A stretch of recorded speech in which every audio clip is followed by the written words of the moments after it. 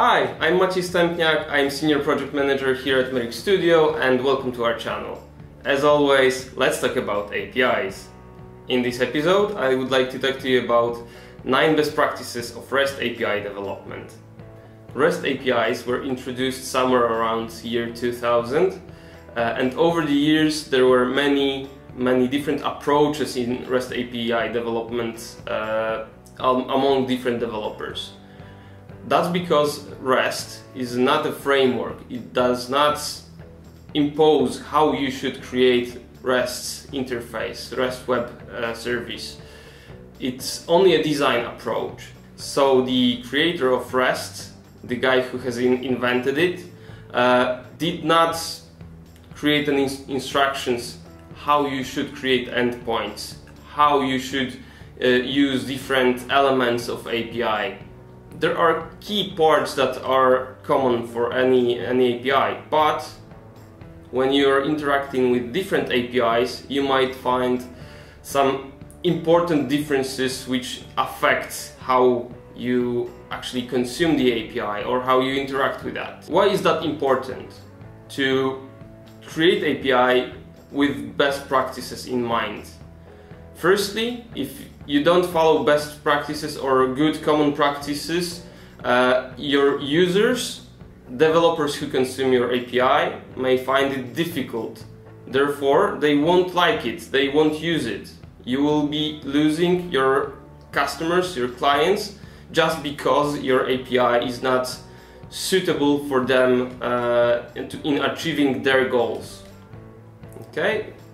Also, if you are a business owner or project manager, if you know good practices of REST API development, you may verify if what your team does will be generating the better value for your end users, but also if you are outsourcing development to other companies, you will be able to verify if the API you will get from the outsourcing company will be following those best practices. In this episode I will be using Postman a lot.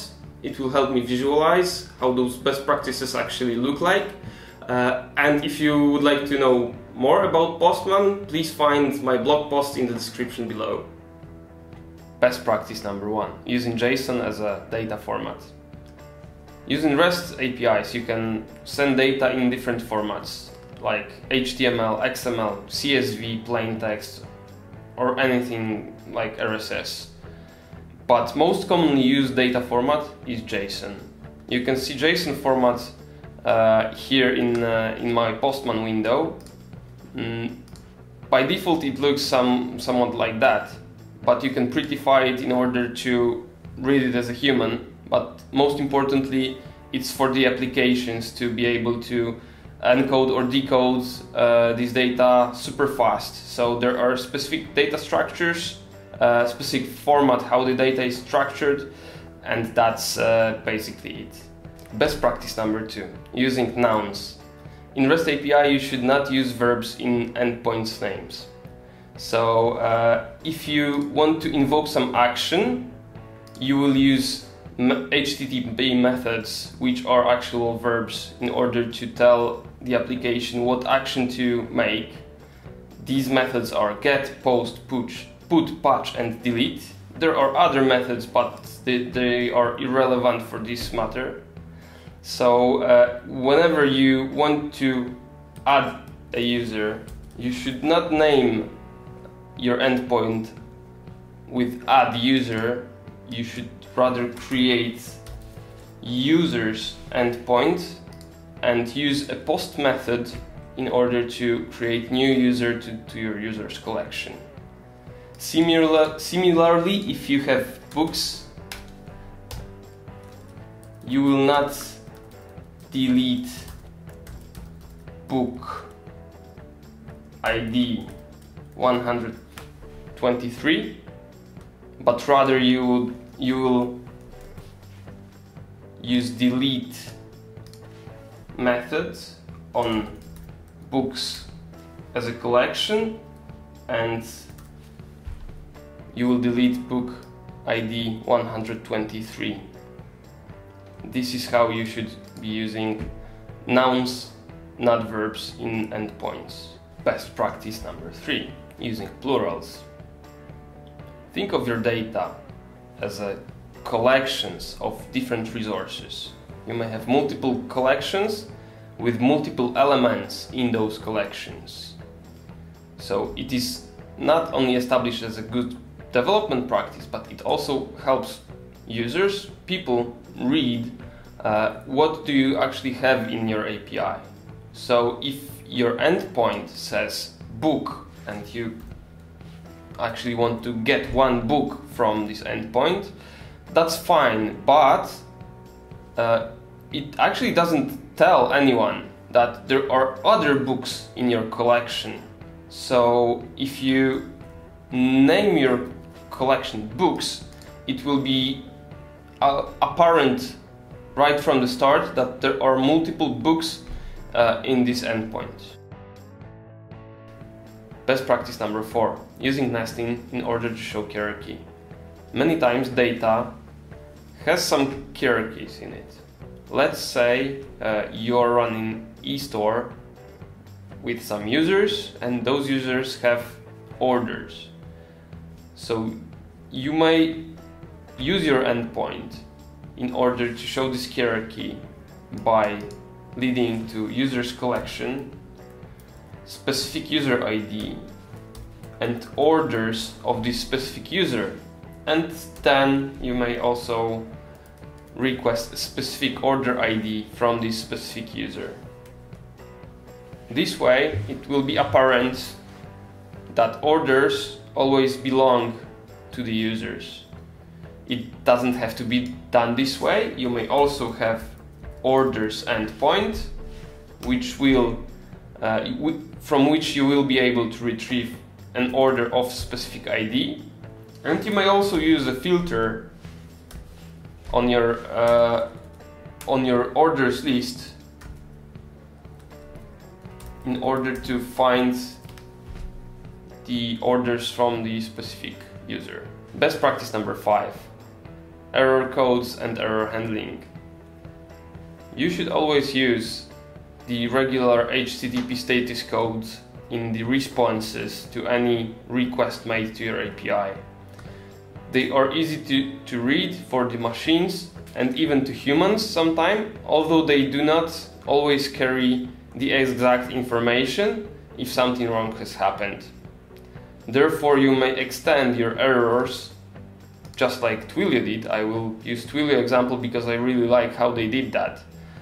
For instance, they are attaching a specific message to the response with their internal error code and additional description to indicate what was the reason of the error of the HTTP status code you have received.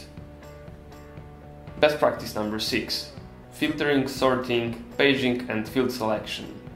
These are all actions that can be done on the collections. Collections are usually lists of something. In this case, we have a list of films from Studio Ghibli. In many cases, we want to filter down or narrow down the results, the listed results we receive. For example, we would like to filter it down by director, producer, or we would like to limit the list to 5 records or 20 records, 50 records, because we want to receive them in such a way. So if we can provide something that is called query parameter, you as a developer of API should be implementing this on your side and documenting that so that your customers, your clients can use these parameters as filters. The same goes for sorting. Some people would like to sort the list by, for example, release date. In other cases, it can be order creation date, for instance, or sorting by name in ascending or descending order. Paging as I mentioned, relates to the number of elements on the page and allowing response to be retrieved from specific page. So if you have 100 results and somebody has limited the number of results per page to 5, you will automatically get 20 pages to be shown. Another thing is field selection, that allows us to only get the part of the original object we are interested in. So in this case, I will be interested only in titles of all the movies from the list. So I will use filter query parameter fields and requesting title value.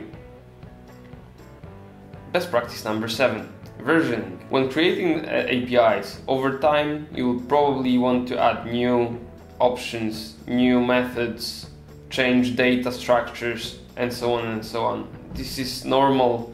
This is a normal thing when you're maintaining your API, that it may change over time.